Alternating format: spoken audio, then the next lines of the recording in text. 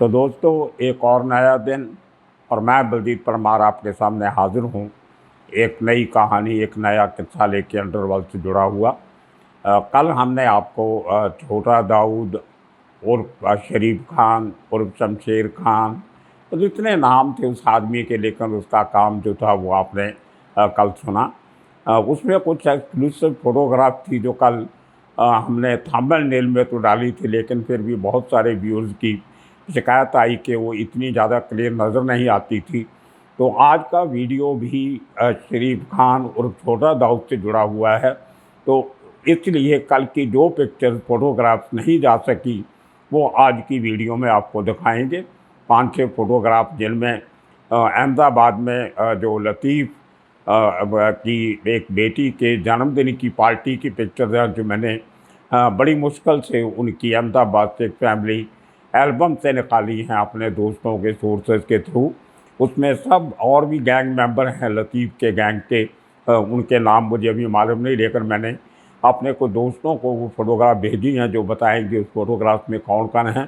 एक जो मोटा सा एक आदमी है सफ़ेद शर्ट वाला, वो दूध वाला है, वो जिसका बाद में मर्डर हुआ और उसकी बीवी के साथ लतीफ़ ने शादी भी कर ली थी। तो ये पुरानी फ़ोटोग्राफ्स हैं, बहुत साल पुरानी। वही पिक्चर्स हैं जो आज अवेलेबल हैं, और इस किस्म की कोई फ़ोटोग्राफ नेट पे या किसी और साधन में मौजूद नहीं है। तो आज का जो किस्सा है वो उस शख्स से जुड़ा हुआ है जिसके मैं कई बार जिक्र कर चुका हूँ। हमीद और मजीद, दो भाई जो दिलीप अजीज़ के बेटे थे। दिलीप अजीज़ जो करीम लाला का दोस्त था, डोंगरी में अपने जुए के शराब के अड्डे चलाता था, बहुत बड़ा आदमी था, असर रसूख था, और बेटे उसके दोनों बहुत ख़तरनाक किस्म के अपराधी थे, मुलज़िम थे, दादागिरी करते थे। और शुरुआती दिनों में उनका जो झगड़ा समद खान के साथ हुआ, उसको लेके इनके बाप का मर्डर हुआ, दिलीप अजीज़ का।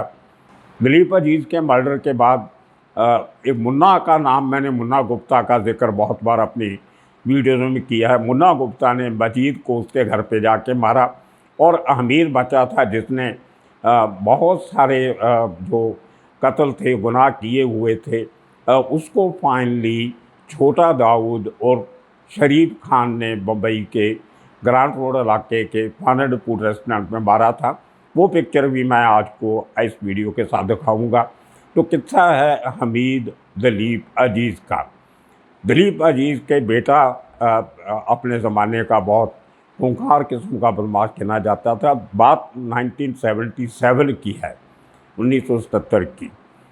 मुझे भी ये किस्सा याद नहीं था, लेकिन कल अचानक मुझे एक पुराने हमारे मुंबई पुलिस के क्राइम ब्रांच के बहुत बड़े ऑफिसर रहे हैं जिन्होंने अंडरवर्ल्ड से बहुत मुकाबला किया। एनकाउंटर इतने ज़्यादा नहीं किए, लेकिन क्राइम कंट्रोल बहुत किया। उन्होंने बहुत सारे लोगों को पकड़ा, ख़ास तौर पे जो साउथ बॉम्बे के क्रिमिनल थे उनका बहुत तहस नहस इस अकेले ऑफिसर ने किया, जिसका नाम है इसहाक बागवान। तो कल मेरे वीडियोज़ को देखते हुए बागवान साहब का फ़ोन आया मुझे महाराष्ट्र से। मैं आजकल पंजाब में हूँ। तो उन्होंने कहा कि कल वो एक अपना कोरोना के साथ मिलता हुआ कोविड का कोई टीका लगवाने, इंजेक्शन लेने डॉक्टर के पास गए। तो वहाँ पे उस डॉक्टर ने बागवान साहब को बताया कि उस डॉक्टर ने मेरी एक वीडियो सुनी थी। वो मेरी वीडियोस देखता है, वो डॉक्टर मेरा फ़ैन बना हुआ है। उस वीडियो में इसहाक बागवान का जिक्र मैंने किया था थोड़े दिन पहले। तो डॉक्टर ने बागवान साहब को बताया कि उसने वो वीडियो देखी है और बलजीत परमार ने आपकी तारीफ़ की है। तो वो टीका लगवाने के बाद जब बागवान साहब घर पहुँचे तो उन्होंने मुझे फ़ोन किया, मुझे बधाई दी, कॉन्ग्रेचुलेट किया, और कहा कि आपकी वीडियोस बहुत अच्छी हैं और हकीकत है इनमें। कुछ बातें जो बागवान साहब बोले हमें भी नहीं याद थी, वो आपकी वीडियो सुन के हमें याद आई, मुझे अच्छा लगा।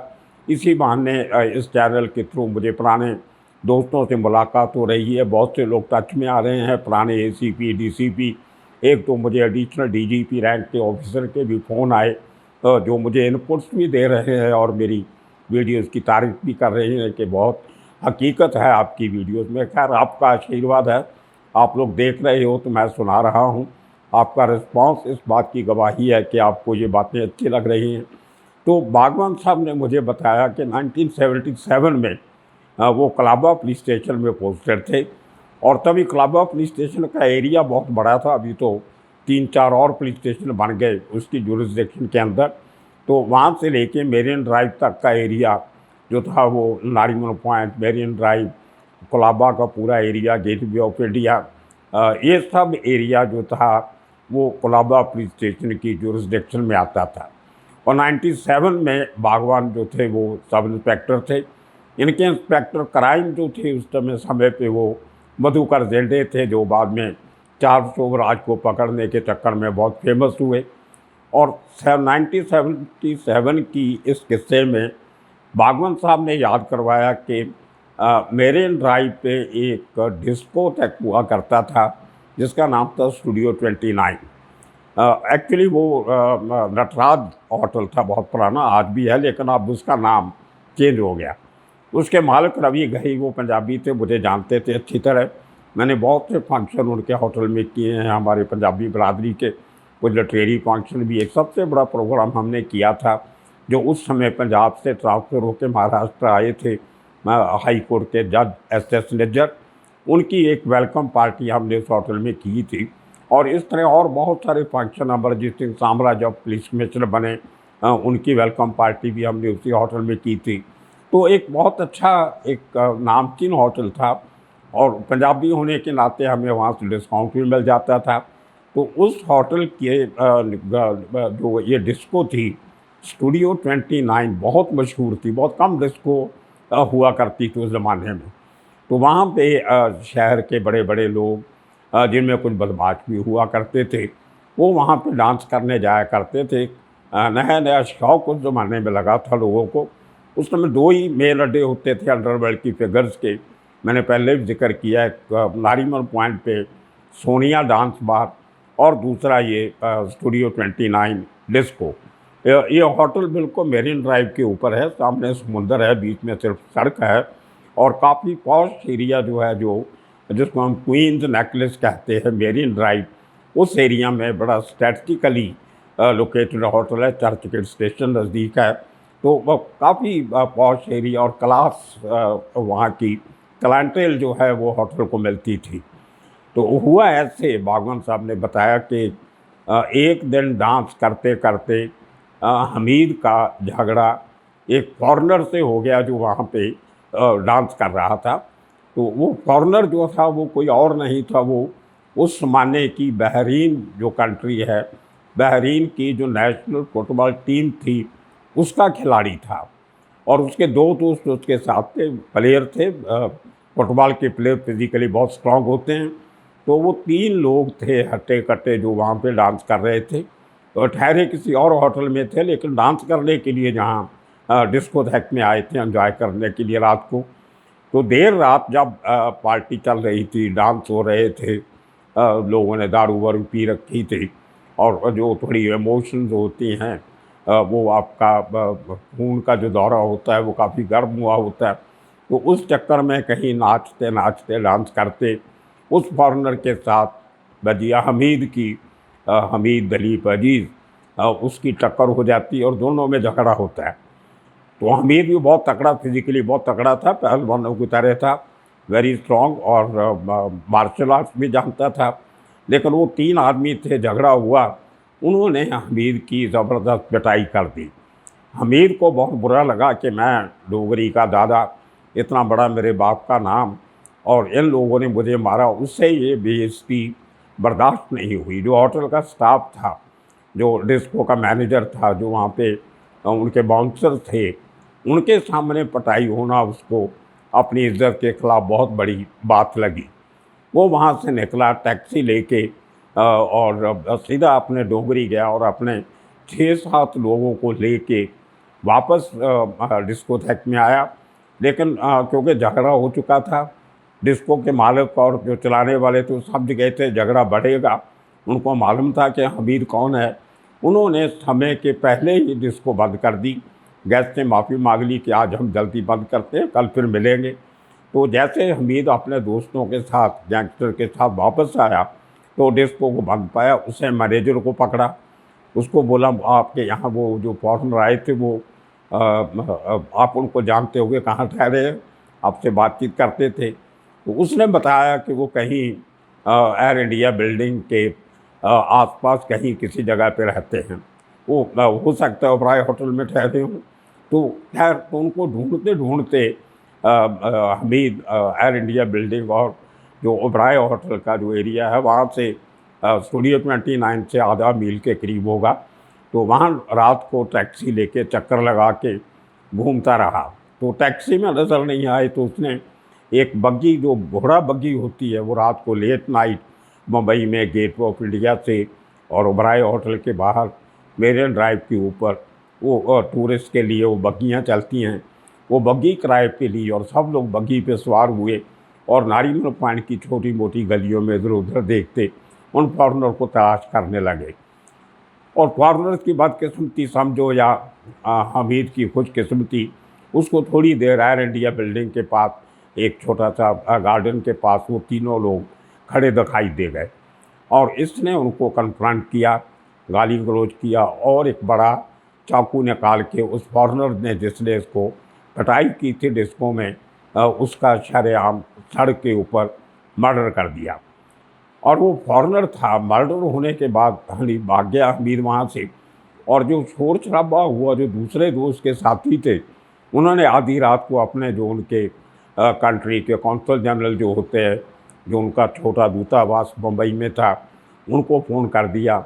और दूतावास के अधिकारियों ने मुंबई के पुलिस कमिश्नर को फ़ोन कर दिया। अब बहरीन से हिंदुस्तान के रिश्ते बहुत अच्छे थे और वो डिप्लोमेटिक लेवल पे एक बड़ी रात को टेलीफोन खड़कने शुरू हो गए और पुलिस के लिए बहुत बड़ा चैलेंज था कि इस केस को जितनी जल्दी हो सॉल्व किया जाए, नहीं तो रिश्ते आगे ख़राब हो सकते हैं।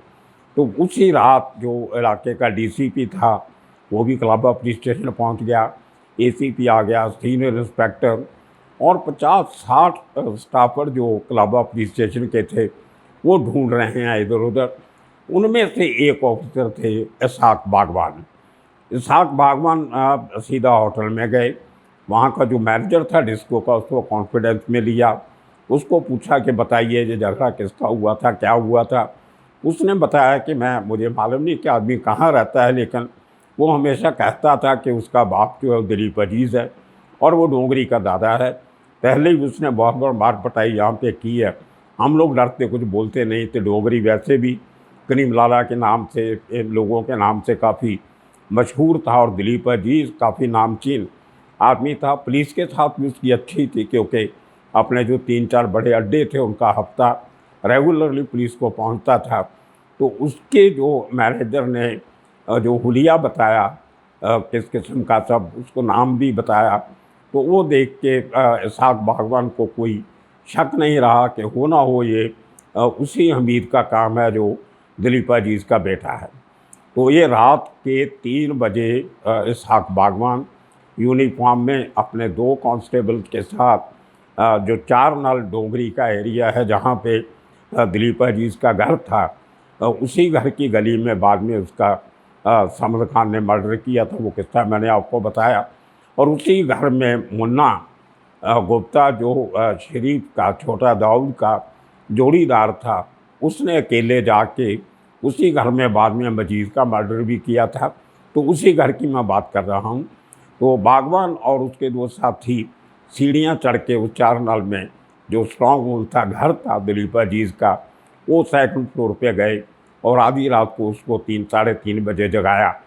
और दिलीप अजीज़, जैसे मैंने बताया, पुलिस को काफ़ी कोऑपरेट करता था। उसने बताया कि आइए साहब कैसे आना हुआ आपका। तो बागवान ने कहा कि ऐसे हमीद का है, मुझे हमीद चाहिए। तो दिलीप अजीज़ ने पूछा कि उसने क्या किया है, वो तो अभी आके सोया है घर में, हुआ क्या है। तो बागवान ने बताया कि एक ऐसे मर्डर केस में उसका नाम आ रहा है तो उसकी इंक्वायरी करनी पड़ेगी, मैं पुलिस स्टेशन लेके जा रहा हूँ। तो दिलीप अजीज़ ने हमीद को जगाया, उसको कहा कि देख ये पुलिस तेरे को आधी रात को ढूंढने आई है, क्या किया तुमने। तो हमीद ने साफ इनकार कर दिया कि मैंने कुछ नहीं किया, इनको गलतफहमी होगी, मैं इनके साथ जाने को तैयार हूँ। तो बागवान और उसके साथी हमीद को उसके घर से पकड़ के, ये 1977 की बात कर रहा हूँ मैं, तो उसको लेके जीप में बिठा के कोलाबा पुलिस स्टेशन पहुँचे। जब पहुँचे तो जो बागवान मधु जेल्डे और सीनियर थे, वो बागवान के ऊपर काफ़ी गुस्सा हुए कि इतना बड़ा केस हो गया, यहाँ पे एक फॉरेनर का मर्डर हो गया, दिल्ली से फॉरेन मिनिस्ट्री से फ़ोन आ रहे हैं, चीफ मिनिस्टर का फ़ोन आ रहा है, तुम जीप लेके कहाँ गुल हो गए थे, कहाँ घूमने चले गए थे। तो बागवान ने बताया कि मैं कहीं घूमने नहीं गया था, मैं आपका आरोपी पकड़ के लाया हूँ। तो जीप में से जैसे ही हमीद को निकाला तो सब लोग डीसीपी, एसीपी सब लोग हैरान के आधी रात को सेम डे जिस दिन मर्डर हुआ उसी दिन आधी रात को बागवान ने आरोपी को पकड़ के लेके भी आ गया। तो वो मर्डर का केस था हमीद के ऊपर, पहला केस था जो मर्डर का रजिस्टर हुआ। उसके बाद उसने बहुत कारनामे किए, मैं आगे आपको बता चुका हूँ। शायद आने वाले दिनों में फिर कुछ और डिटेल्स अच्छी आएंगी, कुछ फोटोग्राफ्स आएंगी, वो भी आपके साथ मैं शेयर करूँगा। तो वो जो केस था कोर्ट में चला, 2 साल तक हमीद को जेल में रहना पड़ा। और अनफॉर्चुनेटली जब वो केस का जो हियरिंग शुरू हुई, चार्जशीट हुई, कोर्ट में पेशियाँ लगने लगी, तो वो जो फॉरेनर जो 2 थे जो विटनेस थे उस मर्डर के, बहरीन से आए हुए थे, फुटबॉल प्लेयर थे, वो वापस तारीख पे नहीं आए। शुरू में 1-2 डेट्स पे आए, उसके बाद जो 2 साल के बाद करीब जो तारीख पड़ी सेशन कोर्ट में उसमें नहीं आए, उसके बाद और 2 डेट्स पे नहीं आए और अल्टीमेटली हमीद को बेल मिल गया 79 में। और उसके बाद उसने जो मैंने कई बार आपको बता चुका हूँ बहुत सारे कांड किए, कत्ल किए, करीम लाला के छोटे भाई को मरवाया, उसके दूसरे फैमिली मेम्बर्स पे अटैक करने की कोशिश की और बहुत सारे कारनामे किए। और फाइनली 1987 को जैसे मैंने बताया आपको पालनपुर में उसका मर्डर हुआ, जो शरीफ छोटा दाऊद और शरीफ खान पठान, उसने उसको बैठे हुए उसके सर पे मुन्ना गुप्ता और शरीफ, मुन्ना गुप्ता इस दिन पहले मजीद को मारा था, वो साथ में था, दोनों भाइयों को जानता था। और ये शरीफ और मुन्ना ने उसका 1987 में मर्डर किया।